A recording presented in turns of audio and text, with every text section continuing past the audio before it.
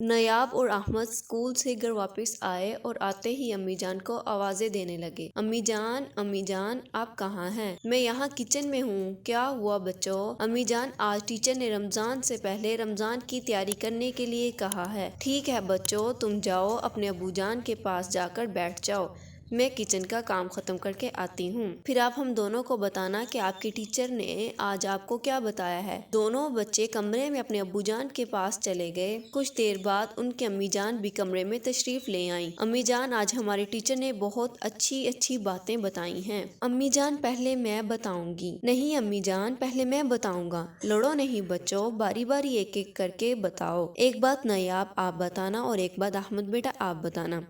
Teacher نے ہمیں بتایا ہے کہ رمضان آنے سے پہلے رمضان کے سارے روزے رکھنے کی نیت دل میں کر لینی چاہیے۔ امی جان اس دفعہ میں سارے روزے رکھوں گی۔ ٹھیک ہے، یہ بہت اچھی بات ہے بیٹا۔ ٹیچر نے ہمیں بتایا ہے کہ رمضان آنے سے پہلے رمضان میں پڑھی جانے والی مسنون دعائیں یاد کر لینی چاہیے۔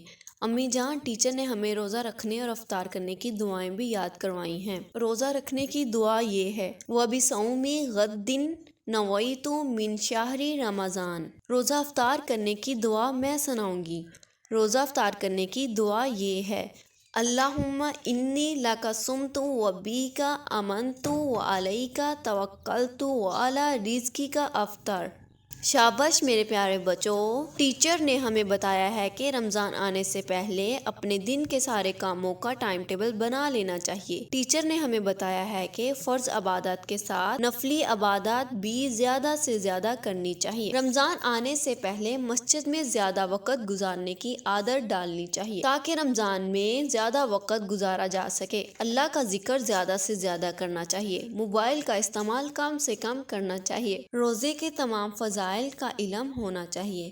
اپنے اخلاق کو بہت اچھا بنا لینا چاہیے۔ اللہ کی راہ میں زیادہ سے زیادہ صدقہ خیرات دینا چاہیے۔ شاباش بچوں، بہت اچھے۔ ہم ان سب باتوں پر عمل کریں گے اور دوسروں لوگوں تک پہنچانے کی کوشش کریں گے۔ شکریہ۔